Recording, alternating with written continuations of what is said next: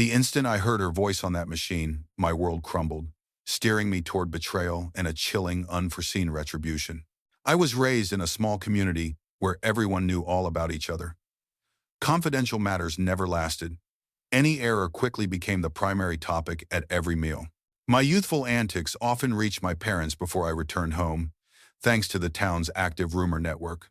Over time, our town transformed into a highly desirable suburb. Its closeness to the city made it appealing, causing real estate prices to soar.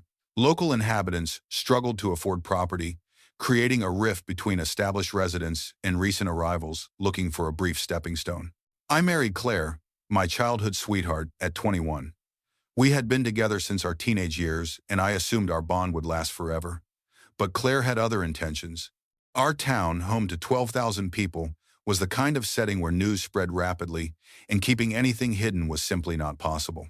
Claire and I first met inside a vast, chilly school built for children from nearby villages. The overcrowded classes and unenthusiastic teachers were not ideal for a troublemaker like me. I had no companions. My family didn't understand me, and I felt completely isolated until I encountered Claire. Claire possessed natural beauty, a fit physique, and effortless popularity. She was kind and seemed unaware of her impact on others. I admired her from a distance, convinced she was beyond my reach. One afternoon, she approached me and asked, "Why haven't you asked me out yet?" From that moment, we were inseparable. I wasn't much to look at back then, tall, sullen, and constantly getting into trouble. Despite this, Claire and I became a couple by age 15. Her parents disapproved, questioning why their lovely daughter would choose a troublesome boy. My parents, conversely, were overjoyed, hoping she would be a positive influence on me. Being the youngest in my family with much older siblings contributed to my introverted nature. Meanwhile, Claire was an only child, cherished by her parents, which later caused difficulties in our marriage. Still, we believed our devotion would endure despite her father's attempts to separate us. Claire and I remained together. She encouraged me to adjust my attitude and concentrate on my studies. While neither of us aimed for higher education, she seemed destined to work for her father, who owned several furniture stores. By 21, she was already managing one. I left school at 16 and began an apprenticeship as an auto mechanic. I excelled, naturally gifted in diagnostics. When I finally became a fully qualified mechanic, I proposed to Claire. My parents were thrilled. Her father was furious. He almost ejected me when I sought his approval. Eventually, Claire's mother, Gwen, calmed him, and we married a few months later. It took years for us to become intimately involved, and when we did, it was carefully planned. At 18, I saved enough for a hotel room far from home, where we shared a romantic evening. We experienced a passionate night, laughing and savoring every moment. Afterward, we seized every opportunity to express our affection, though nothing quite matched that initial night. In the initial years of our marriage, I was happier than Claire. I had become a foreman at work, and Claire's father constantly increased her salary to make me feel inferior. I managed most household expenses, while Claire used her extra income for luxury items. Her father even gifted her a brand new E-type convertible, likely to humble me. Despite this, Claire was generous, buying me presents like a fine watch and suits. I renovated our small house into a spacious home, but after a vacation in Spain, which Claire funded, things changed. We met another pair our age, and I soon grew weary of their constant boasting. When I told Claire, she snapped, accusing me of lacking ambition. I was shocked. I thought we were building a future together, perhaps even starting a family someday.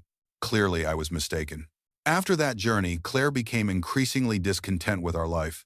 She had grown up instantly getting everything she desired, so saving for items was foreign to her.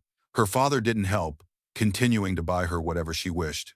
I had already declined his offer to purchase us a house in an exclusive neighborhood, insisting we acquire one we could afford solely on my income. Claire's higher pay and her father's subtle criticisms about it caused tension.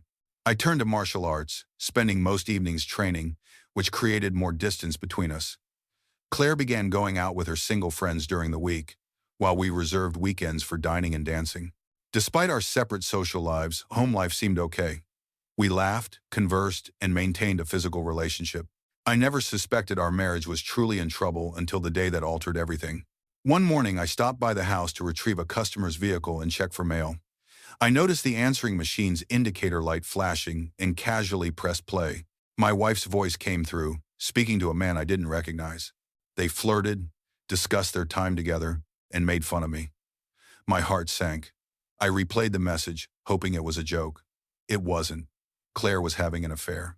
I called work, canceled my appointments, and waited at home for her. When she entered, I confronted her. She tried to feign ignorance, but I pressed play on the recording. Her shoulders slumped. "Oh, hell," she mumbled, then stormed out, leaving me stunned and enraged. I never heard from Claire again. I attempted to reach her, but her father blocked my efforts. He declared I was no longer part of my daughter's life. Stay away from my family. Eventually, I was served with a legal order. They claimed they feared for their safety. It was ridiculous. I had no intention of harming anyone. I just wanted to comprehend why she left. I took 2 weeks off from work, spending most of that period at home, drinking and trying to make sense of everything. Toward the end of my isolation, the doorbell rang. Hoping it was Claire, I opened the door to find Gwen. "Oh my God, John, look at you," she gasped. "What do you want? And where's my wife?" I snapped. Gwen sat down, tears in her eyes. "I'm so sorry, John. She's made it clear she wants a divorce. She's on holiday somewhere." "It's not your fault," I said, sitting beside her. "I just don't get it. Maybe if I'd been tougher on her growing up, she'd have appreciated what she had with you." Gwen sighed. "Was it because I didn't give her everything?" I asked, frustration boiling over. "She's just foolish," Gwen replied, surprising me. I managed a weak laugh. "No need to swear," I teased. "Oh, shut up," she chuckled. "Now go shower while I clean up this mess." I obeyed, standing under the hot water until it turned cold. An hour later, I returned to the kitchen, slightly more sober, but nursing a throbbing headache. Gwen handed me a cup of coffee. "Have you eaten?" she asked. "I don't think so," I admitted. "Idiot," she snapped. "Sit down, I'll make you something." I sat, sipping the coffee. Soon I felt nauseous and rushed to the bathroom. When I returned, Gwen had made chicken soup. "Think you can keep that down?" she asked. "I'll try," I replied. As she left, she told me to visit her the next day for a proper meal. The following day, I drove into my in-laws' driveway. Gwen opened the door before I could knock, inviting me inside. She wore a tighter, more revealing outfit than usual, and seemed anxious, fidgeting with her hair. "I listened to the message yesterday," she said quietly. "I'm so sorry, John. I don't understand how she could do this to you." Embarrassed, I looked away. I thought she was happy. "So did I," Gwen replied with regret. Her language surprised me, something I wasn't accustomed to from her. "Oops, sorry. I know I shouldn't swear, but she makes me so mad," Gwen added, blushing. We both laughed, easing the tension. I glanced at her exposed upper legs, noticing how much she resembled an older version of Claire. She caught me looking. "Do you like what you see, John? These are Claire's clothes. I thought you'd like seeing them again." "Gwen," I replied, shocked by this new side of her. With a trembling voice, she continued, "Please don't reject me. I know I'm not as young as my daughter, but I've wanted you since we first met. Now that she's gone, I was wondering." "Oh my God, Gwen, I had no idea. I've never felt that way about you." Her face showed disappointment, but she quickly smiled. "Looks like you do now," she chuckled, nodding toward my groin. Mortified, I grabbed a magazine to cover myself. "Gaining confidence," she said softly. "We can forget this and have lunch, or go upstairs, get some payback, and eat later." Taking my silence as agreement, she stood, took my hand, and kissed me. It had been over a month since I'd had intimacy, and my body responded naturally. She led me to the master bedroom, prepared with flickering candles, silk sheets, and warmth. That afternoon, I took my revenge 3 times. "You know, you're only the second woman I've been with, right?" I said, sitting on the bed, pulling my knees to my chest. "Really? I thought you'd been with others before Claire," Gwen replied, joining me. "We were both virgins," I said, staring at Claire's photo on the bedside table. "I can't believe she thinks she can do better," Gwen muttered. "She's lucky she's not married to her father. He's useless at it." She laughed, playfully punching my shoulder. We showered together, then dressed. "I'm starving," I said, eyeing the sandwiches she'd made. "You'll have to get takeout. Frank can have this food.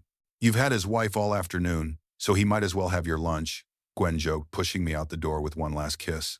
Our affair continued for months as I dealt with my failed marriage. We met whenever possible, mostly at her house in her marital bed. Following my father's counsel, I hired his lawyer friend for the divorce. Claire was suing for alimony and half our assets. My lawyer discovered that her father's company had paid her far less than I thought, and she had no savings. Even her car was leased. She demanded we sell the house and split the proceeds evenly, despite me handling all the renovations and expenses. My lawyer fought to reduce the settlement. We countersued on grounds of infidelity, but her lawyer claimed I had driven her to it through emotional abuse. Despite the judge's skepticism, I had to sell the house and pay her legal fees, though I avoided alimony. In the end, I was left with only a few $1,000s and nowhere to reside. A few months later, I relocated to the city, renting a small 2-bedroom apartment. My affair with Gwen persisted. She would visit me, using shopping as an excuse to spend afternoons and evenings in bed. I hadn't seen or heard from Claire since the divorce. She moved to the city, purchasing a penthouse with her settlement and her father's assistance. Gwen told me that Claire had severed ties with her. They'd had arguments, with Claire siding with her father while Gwen defended me. Eventually, Claire told her mother to stay out of her business. The tension in Claire's parents' house became unbearable when she visited, so she stopped going. Her father began visiting her at her apartment instead. Gwen, tired of arguing about Claire, decided to ignore any news her husband shared about her. Gwen and I had an unspoken agreement to never discuss my ex-wife, which suited me perfectly. I was filled with resentment toward Claire. The falsehoods she told during our divorce, betraying my affection, and her indifference to our shared life together pushed me to stop caring. What hurt most was the scornful look she gave me as we exited the courthouse. 10 years meant nothing to her. Later, I learned through a friend that months before our separation, Claire had been frequenting a club known for married women seeking casual encounters. She had been seen with various men, but toward the end of our marriage, she was often with an older, flashy man with a questionable reputation. This deepened my sense of betrayal and anger, leaving me wondering what she was searching for that I couldn't provide. The following summer, I reluctantly joined my coworkers for a pub crawl to celebrate a colleague's 21st birthday. They planned to end the night at a club, but I opted out, saying I didn't need to flirt since I had someone. Surprisingly, I enjoyed the evening. As my coworkers headed to the club, I left, ignoring their jokes about being an old man. On my way to grab a kebab, a car door suddenly swung open, hitting my hip. "Oops. Sorry, mate," I said. "Watch where you're going, idiot," the driver snapped, stepping out to confront me. "My fault, no problem," I replied, trying to avoid trouble. "Leave him alone, Carl. He's always been a fool," said a familiar voice. It was Claire, sitting in a Bentley. "You know this guy?" The man Carl demanded. "He's my ex-husband," Claire replied, disgust clear in her tone. "Is he now?" "Time for him to learn a lesson," Carl sneered, shoving me. My training kicked in, and I pushed him back against the car, hearing a grunt as he slumped down. "So much for teaching me a lesson," I muttered, walking away. "Prick!" Claire screamed, rushing to Carl's side. I walked off, cursing under my breath. I flagged a taxi and went home, collapsing on my bed, still fully dressed. The next morning, a loud noise woke me. Groggy, I opened the door to find police. "John Grant?" a plainclothes officer asked. I nodded. "You're under arrest for the death of Carl Simpson. You do not have to say anything, but anything you do say may be used in evidence against you." "Death?" I was stunned. What?" I stammered. The officers cuffed me and took me to the station, where I was formally charged. In the cell, the events of the night replayed in my mind. Carl, Claire's companion. What happened? I didn't touch him. So, how could he be dead? The police pressured me to confess, but I demanded a lawyer. Since I couldn't afford one, I was assigned a legal aid solicitor. He refused to let me be questioned until he had the details. An hour later, he returned, looking grim. Carl had hit his head on the car door during our argument, causing a brain bleed that ended his life before help arrived. "I only pushed him," I protested. "That's not what the police heard," he replied. "There's a witness saying you started it." "A witness? Who?" I stammered. "His companion, the woman with him. She says you attacked without provocation." He stared at me. "Is she lying?" "Of course she's lying," I yelled. "She's my ex-wife. She lies about me constantly." "Oh dear," he muttered. I realized then she was behind this whole mess. Overwhelmed, I vomited on the cell floor. Reality hit harder when I received a letter from Gwen while awaiting trial. She said she couldn't forgive her husband or daughter and planned to divorce him. She went to the police to counter Claire's claims that I was violent, but they dismissed her statements. She felt ashamed, not of me, but of her own family. She apologized for not visiting, saying she couldn't bear to see me locked up. That letter broke my heart. During the trial, Claire lied, claiming she had always been afraid of my aggressive nature, which was why she left. She omitted her affairs, portraying her boyfriend as calm and innocent. My lawyer tried to defend me, but the jury believed her. I was found guilty of manslaughter. The judge, completely swayed by her testimony, compared my martial arts skills to using a lethal weapon and sentenced me to 20 to 30 years. With a minimum of 20, my family wept. Claire glared at me with hatred as I was led away. That moment changed me. I had loved her, but now all I felt was bitterness and deep resentment. When I first entered the high-security prison, I was terrified. It was my first time behind bars, and I feared what might occur. On my first day, I met my cellmate, Archie Squires. He was a skilled forger, serving 8 years for selling a counterfeit artwork. Despite his small, delicate build, Archie was kind and quickly became my best friend. One day, I returned to our cell to find a bully threatening Archie for cigarettes. I intervened, making it clear that such behavior wouldn't be tolerated. A swift kick to the groin ended it. From then on, Archie supported me, showing me how to navigate prison life. Prison was never quiet. Nights were filled with coughing, crying, and the guards jangling keys. Insomnia plagued me for weeks. I'd lie awake, replaying how my life had fallen apart. Archie stayed up with me, trying to divert my thoughts. I shared my story, and he believed me, something no one else had done. In return, he told me his own. Archie, an orphan, was named after the man who found him as a baby. He spent his childhood in various orphanages, moved around during the war. Not knowing his birthday, he chose June 21st, the longest day, so it would last. With his help, I finally started sleeping. He also warned me about a planned attack from Carl Simpson's associates, a drug gang. Claire's connection to Carl, whether through affection or avarice, fueled their animosity toward me. Archie advised, "When the attack comes, defend yourself. It's you or them." A few weeks into my sentence, 3 men cornered me after I left the showers. 2 were as tall as my 6'4" frame, while the third was shorter and armed with a makeshift knife. The guards were nowhere in sight. Adrenaline surged. They circled me, taunting about how they'd cut me up. I had 2 advantages. They didn't know my fighting abilities, and I was fighting for my survival. Archie's words echoed, "It's you or them." I acted quickly. A kick to the right dislocated one man's knee. A roundhouse to the left broke the second guy's nose. The third, holding the shiv, was cautious. I delivered a spinning kick to his head, knocking him to his knees. I could have walked away, but I didn't. Grabbing his neck, I snapped it in anger and despair. He went limp. I glared at the others. "Tell whoever sent you to come for me themselves if they want to finish this," I growled, walking back to my cell. In prison, informing is the worst offense, so when the guards found the attackers, they claimed they had slipped on the soap. Rumors spread, and Archie, who knew the truth, never spoke of it. The incident earned me both fear and respect from inmates. An investigation followed, but the attackers stuck to their story, and the case was closed. Inside the prison, however, the power dynamic shifted. The true boss was Billy McVeigh, a ruthless criminal with control over the underground operations. Billy McVeigh, leader of a notorious group, had been nearly untouchable until finally convicted of several killings and sentenced to life with no chance of parole for 30 years. He was feared and respected by all. I nodded, grasping the seriousness. "What if I just want to serve my time quietly?" I asked. McVeigh smirked. "Not an option, John. If you refuse, your family will suffer. I know where they reside. You can defend yourself, but you have to sleep sometime. Got it?"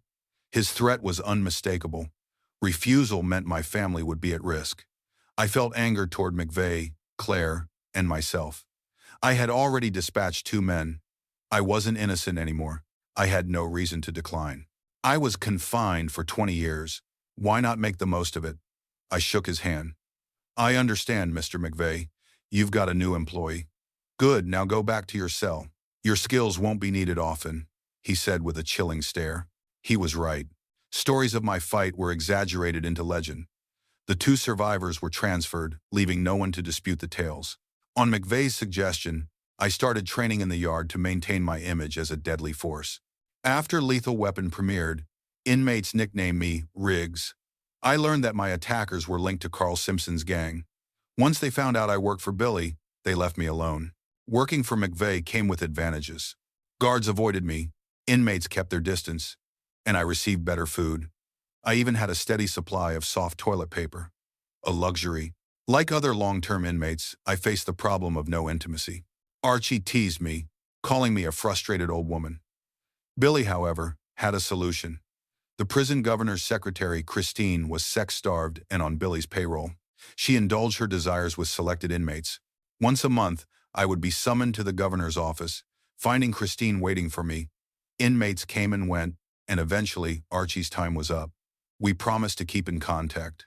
He had been my pillar, so when he departed, I felt an immense emptiness. True to his word, Archie wrote to me weekly and called once a month. I was later given a single cell, but the nighttime loneliness was the hardest part. I missed Archie more than words could say. Being in prison took a toll on my family. My father died of a heart attack 2 years into my sentence, and my mother passed less than a year later, dying of a broken heart, as my sister described it. My nieces and nephew distanced themselves, blaming me for their grandparents' deaths. By the time I was released on parole 20 years later, one sister had died and the other had stopped contacting me. I was now in my late 40s, with no family or place to call home. That's when Archie came through. He met me at the prison gates and took me to a luxurious hotel where 2 stunning escorts waited. They were only the 4th and 5th women I'd ever been with, and they drained every ounce of pent-up energy over the next 2 days. When the women left, I asked Archie, "How do you afford all this? I thought you went straight."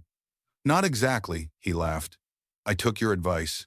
I started painting seriously, and people wanted to buy my work." "That's great, but how can you afford this?" I gestured around. Archie laughed. "You're clueless," he giggled. Just then, the head waiter approached. "Is everything satisfactory, Mr. Squires?"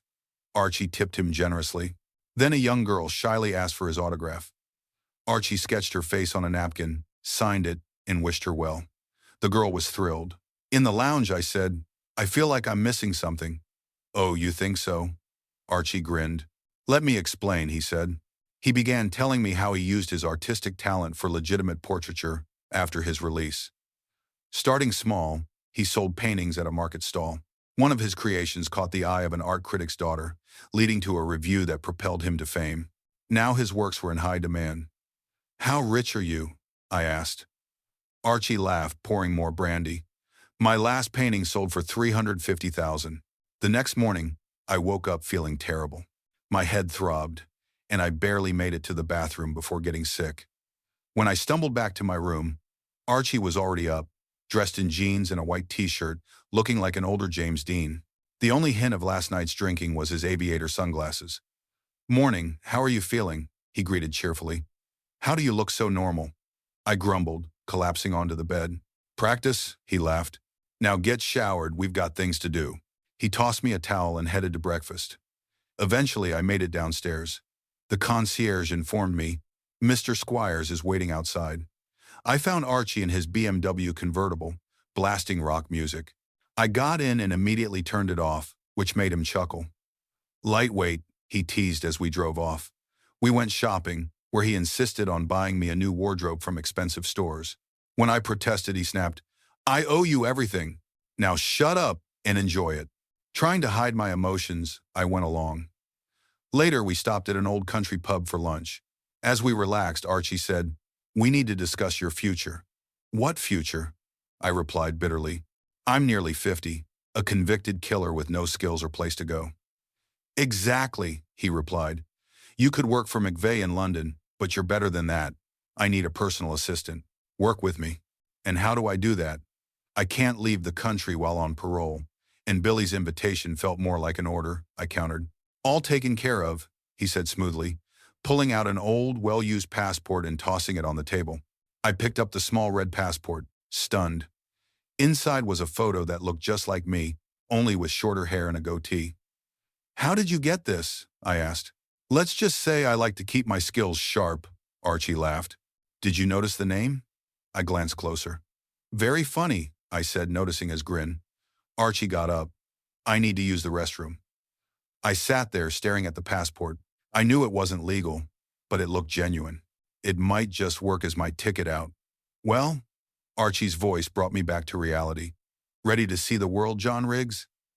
I looked at the forged passport, weighing my choices. Finally, I made my decision. Screw it, let's do it. Archie jumped up and hugged me, drawing a look from the amused bartender. Wonderful. Absolutely wonderful. Weeks later, we were at Archie's villa in Mallorca, a stunning 4-bedroom property with a large pool. Life was good. I tanned, grew a goatee, and got a haircut to match the passport photo. I exercised daily, swimming laps each morning and running in the hills. I was in the best physical shape of my life. Archie wasn't always around. He traveled frequently for work, leaving me alone. I was still hesitant to use the passport. Archie kept his villa private, with only a few locals knowing he lived there, winning them over with his generosity and fluent Spanish. When Archie was home, he usually brought a beautiful woman with him, his latest model. The villa often echoed with the sounds of their nightly activities, which he made sure I heard. During the day, the women lounged by the pool, completely at ease, much to my frustration. I knew Archie enjoyed teasing me. One morning, I went to the pool and saw a stunning blonde climbing out. I was used to this by now, but I recognized her. She was a famous pop star. She smiled, grabbed her towel, and walked past with a cheerful, "Good morning." I stared as she strolled away, her figure glistening in the sun. "Close your mouth, you're drooling," Archie quipped from behind his newspaper. "Isn't that?" I stammered. "Probably," he replied, grinning. "But she's undressed," I blurted out. "Of course, we don't want tan lines when she models," he said casually, hiding his laughter behind the paper. "She does look hot, though," he added just before I grabbed him and tossed him fully clothed into the pool. The villa was maintained by Maria and her husband, Jose Alberto, locals in their 60s. Maria cleaned and cooked, acting as our mother hen, while Jose took care of the garden and pool, a lovely couple. When alone, I often swam unclothed in the mornings, easier than drying swim trunks. Sometimes I even slept outside, enjoying the peace and quiet, a stark contrast to prison life. One hot day, I stepped out of the pool and saw Maria grinning from the patio doors. She laughed as I quickly covered up. With a smile, she teased, "Ah, Señor Juan, if I weren't such a good Catholic girl, caramba!" I joked back. "And if I didn't like your husband so much," she giggled. "Maybe you need some attention, Señor Juan. Time you find someone." She was right. It had been nearly 2 months since my last intimate encounter. For someone nearing 50, I was inexperienced. My ex-wife, her mother, Christine, and the 2 escorts Archie arranged were all I'd known. I had no idea how to approach women. One evening, I admitted this to Archie by the pool. "You need a job," he declared. "I know just the place." He drove us to a restaurant we frequented, refusing to explain. Instead of entering the dining area, he went to the adjoining pub, poured us both a brandy, and said, "You need to work here." I looked around. The place was packed, mostly with women. "Sounds fun," I laughed, catching the eye of a striking woman who winked at me. "But why would they hire me? I've never worked behind a bar." Archie called out, "Giorgio, got a second?" The owner came over, warmly shaking Archie's hand. "Giorgio, this is my friend John. He'd like to work here," Archie said. "Of course, any friend of Archie is a friend of mine," Giorgio replied. "How?" I started. "Idiot, I own this place." Archie laughed, gesturing to the photos of famous people with him and Giorgio on the walls. "Is there anything you don't own?" I chuckled. "When do I start?" Working at the bar was a great idea. The place was full of stunning women. All summer, Port Andrex attracted millionaires who docked their yachts there, and the bar was their preferred spot. One evening, I nervously suggested to a group of women, "Why don't you all come to the villa? There's plenty of room, and we can sort out breakfast." After teasing me, they agreed. In the taxi to the villa, I was surprisingly anxious. It wasn't about handling all 4 women. I was already captivated by Josie and hoped to separate her from the group. Thankfully, it was easy. As soon as the 3 younger women saw the pool lit up, they jumped in, laughing and splashing. Josie and I stood by, watching. Then she noticed my discomfort as I adjusted my trousers. "Sorry," I muttered, blushing. "Not at all," she laughed. "I'd be disappointed if it hadn't happened." She winked. Nervously, I kissed her. The taste of wine on her lips nearly made my knees buckle. When she pulled away, she whispered, "It's not going to happen tonight. Not on our first date." She swayed her hips and walked inside. Relieved but hopeful, I grinned. "So this is our first date then?" "I hope so, John," she replied, smiling seductively. The three younger women continued their pool antics. They tried to coax us into joining, but Josie refused. "No way am I letting him compare my body to yours," she laughed, keeping me close. "I don't want them tempting my new man before I've had my chance." Eventually, they tired out and went inside, leaving Josie and me alone. If I hadn't been so engrossed, I might have pursued them, but my focus was solely on her. We talked for hours. Josie shared her story of marrying a guitarist and her dreams of a family, which fell apart after he was unfaithful. The experience left lasting emotional wounds. I shared my story, my failed marriage and unjust imprisonment. I omitted some details like the self-defense killings and working for a notorious criminal. Some things are best left unsaid. I also mentioned Archie and his success as an artist. She was impressed but admitted, "I've never heard of Archie as an artist, just as the bar owner." I laughed, picturing his reaction. We eventually dozed off, wrapped in towels against the morning chill. When I woke up, stiff on the sunbed, I wondered if it had all been a dream. A glance at the scattered clothes around the pool reassured me it wasn't. I followed the laughter to the kitchen and found Josie and Maria cooking breakfast, chatting like old friends. Josie wore one of my t-shirts and gave me a warm smile as she came over for a hug and quick kiss. "Morning wood too?" she teased, eyeing my obvious arousal. Maria couldn't help but laugh. "Maybe a cold shower is in order," Maria chuckled. "Go on then," Josie said, nudging me toward the bedrooms. "Breakfast will be ready in 10 minutes. Over the next few weeks, Josie and I spent all our time together. The younger girls enjoyed the pool and sun deck whenever they were in port, and even Jose Alberto, the gardener, couldn't help but keep the grounds perfectly maintained despite Maria's scolding. Josie, though, kept her bikini on a delightful but frustrating choice for me. Archie painted the girls, capturing their essence while still leaving much to the imagination. Josie refused to pose nude, so he painted just her face, perfectly capturing her warmth and spirit. Her eyes in the painting seemed to follow me everywhere, hinting at untold secrets. Despite our connection, Josie held off on physical intimacy during those early weeks. She made it clear, saying, "I'm not the type for quick flings or one-night stands. I need to know you better." I respected her wishes, falling for her more as I waited. I stopped pursuing other women, ignoring the advances of those in the bar. I've always been a one-woman man, and by then, I was smitten with Josie. Ironically, it was she who made the first move. One evening, she walked into the bar alone, carrying a small overnight bag. I rushed to hug her, feeling like we'd been apart for months, though it had only been 3 weeks. After we kissed, she whispered with a playful smile, "I'm here for a week, all alone. I hope our bed has clean sheets."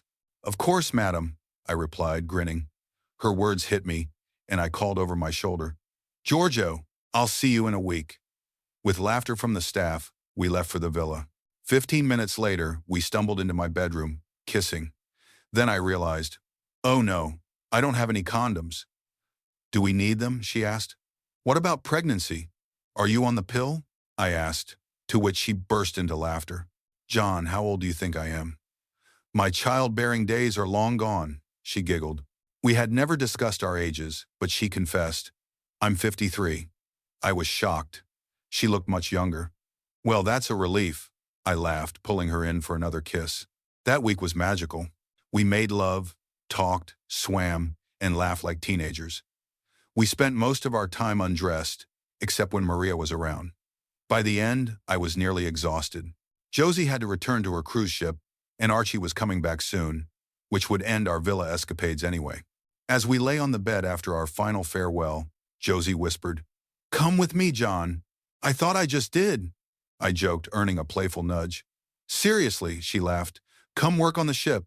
You could work at the bar, and we'd be together every night." "I'm not sure I can," I replied, feeling nervous. Her smile faded. "Why not? Don't you love me?" she snapped. "Of course I do. It's the passport. It's fake.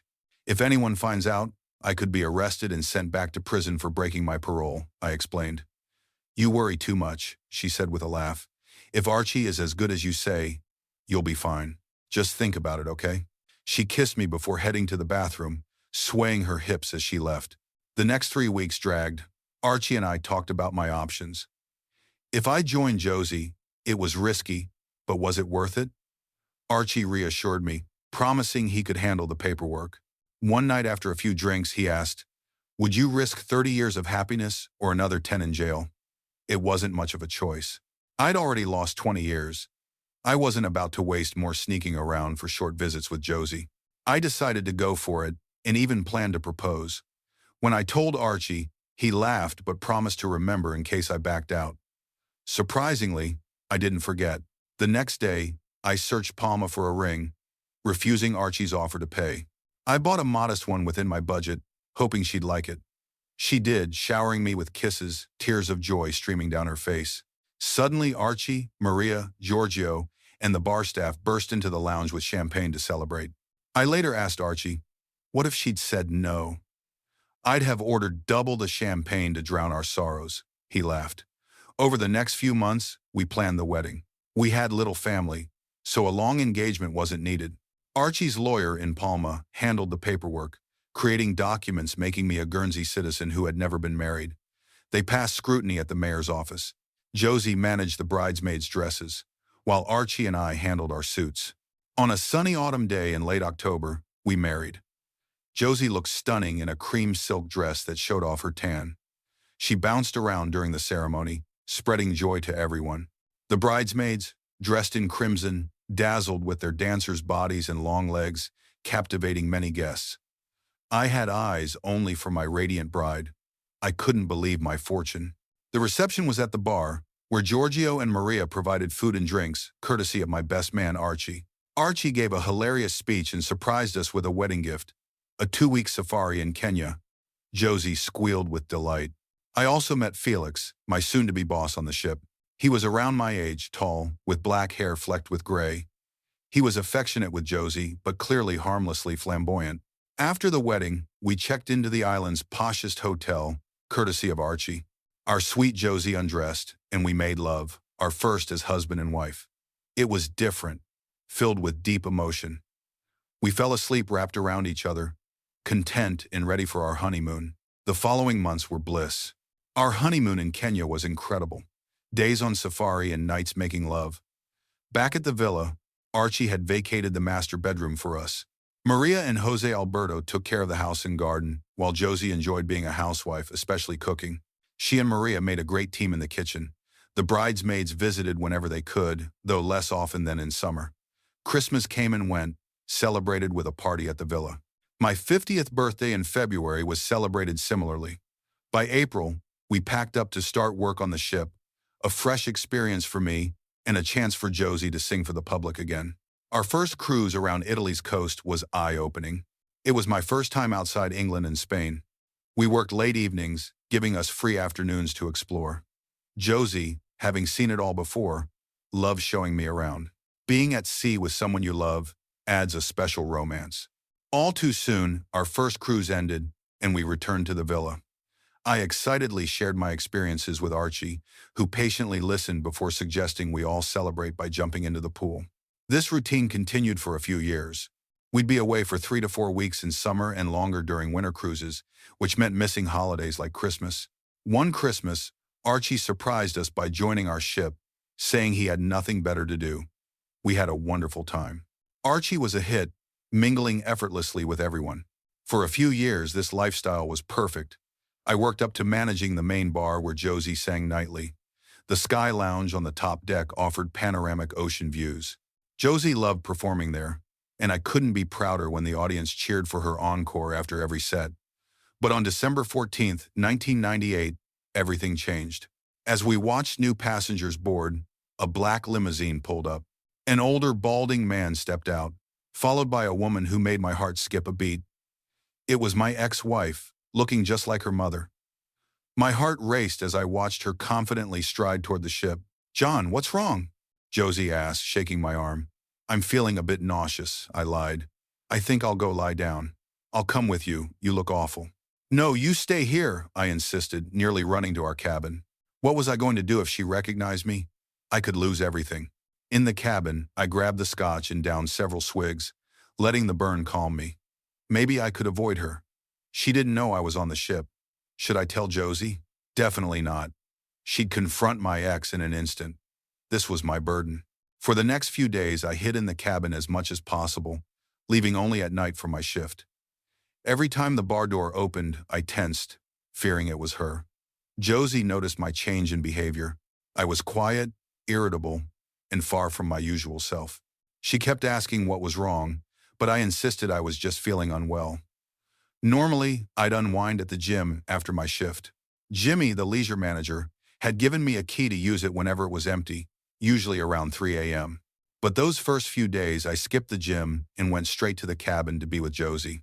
She wasn't used to me returning so early and questioned it, but I brushed off her concerns. We didn't even make love, which she noticed but didn't mention. After 4 days, I realized I couldn't hide forever. If Claire exposed me, I would deal with it. I had already served my time, and if I lost my job, it would just be another hit from my ex-wife. Josie knew most of my story. I trusted she would see through Claire's lies. I began to return to my normal routine, spending days with Josie, exploring the islands, swimming, and snorkeling. I spotted Claire occasionally but managed to avoid direct contact. She was always glued to her partner, oblivious to everything else. Word among the staff was that they were rude, demanding, and never tipped a couple of pretentious idiots, as one crew member put it. As the week went on, I started to relax. Claire and her husband hadn't come to the cocktail bar, and I hoped to get through the cruise without facing her. Then New Year's Eve arrived. The ship was alive with celebrations, gala dinners, shows, dancing. By midnight, things had quieted as passengers went to bed. Josie wasn't singing that night, so she had already retreated to our cabin after we shared a private New Year's kiss. After a busy night, I sent the bar staff back to their cabins and began to close up. Only a few stragglers remained. Around 2 a.m., I heard someone impatiently tapping on the bar. I turned, ready to set them straight. There she was, my ex-wife, staring at me with an air of superiority, no hint of recognition. Drunk, she slurred her words as she ordered a bottle of the finest champagne, shaken. I stammered, telling her I'd bring it over since the bar operated with waitress service only. She waved her sweet key, instructing me to charge it to the room. No need to mention the charge. All purchases were automatically billed to passengers' cabins. I didn't correct her, wanting minimal interaction. I focused on preparing the champagne, placing it on ice with trembling hands. My emotions were a mix of anger and indignation. 10 years as a couple, and she had lied to ruin me. Had I changed so much that she didn't recognize me? A bit thinner, some gray hair, and no goatee, but I still looked the same. Yet here she was, oblivious to the man whose life she had wrecked. I watched them from afar as they drank, laughing loudly while she kissed him and groped at his lap. It was embarrassing.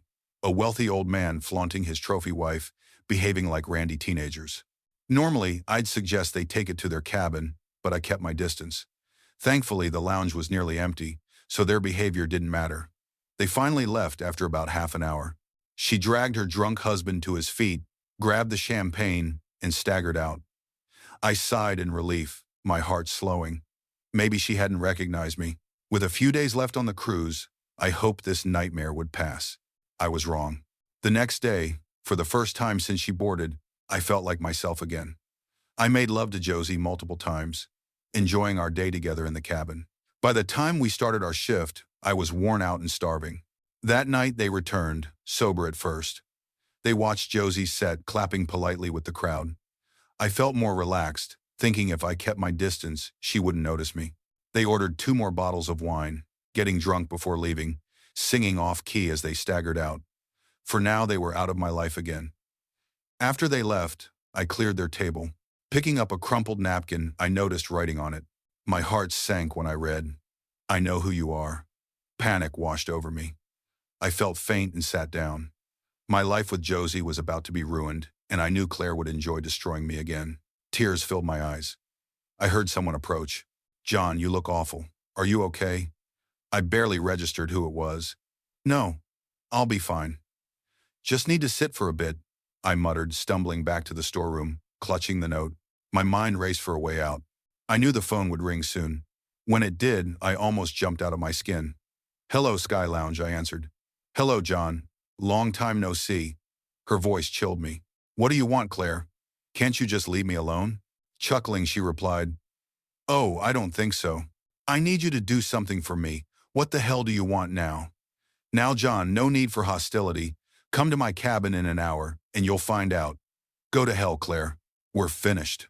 You'll come if you don't want everyone on this ship to know about the convicted killer among them. You vindictive witch. Haven't you done enough? We both know the truth, John, but the others don't. See you in an hour. I slammed the phone down, rage boiling inside.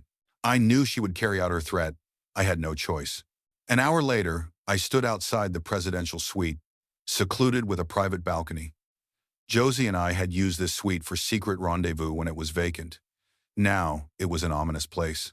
After a moment's hesitation, I knocked, and the door swung open slightly. Claire, I called out, inviting me in. The sitting room was empty, but through the open bedroom doors, I saw her husband sprawled on the bed, pants around his ankles, snoring. Out here, John, Claire called from the balcony. She sat in a lounger, wearing a black silk robe that left little to the imagination. What do you want, Claire? I demanded. Sit down, she replied, laughing and pushing a chair toward me with her foot, flashing her thigh provocatively. No, we have nothing to talk about. What do you want? I snapped. She dropped the robe, standing undressed in the doorway, grinning like a predator. Right now, I want some good sex. You were always good in bed, John. We'll discuss the rest later. My heart sank. I didn't want to be near her. I hated her. The only person I wanted was several decks below, probably asleep by now. I glanced nervously at her husband, still sprawled in the bedroom, clueless. Oh, don't worry about him, John. He won't wake up until at least noon. And if he did, he'd probably enjoy watching a real man with me, she sneered. 1,000 thoughts raced through my mind. Maybe if I went along with it, she'd leave me alone. Maybe I could avoid further trouble. But then I thought of Josie. I couldn't betray her. Claire climbed onto my lap, grabbing my head and forcing a kiss. She ripped open my shirt. I sat there, fists clenched, anger boiling inside. She had no right. She had rejected me years ago, and now she wanted me again. Well, if sex was what she wanted, she would get it, but not how she expected. I stood, throwing her off me onto the floor. Grabbing her arms, I yanked her up and shoved her against the balcony rail. I was determined she wouldn't enjoy this. For a couple of minutes, I did what she wanted, but it was clear she loved every second. That's when I knew what I had to do. I had to get her out of my life for good.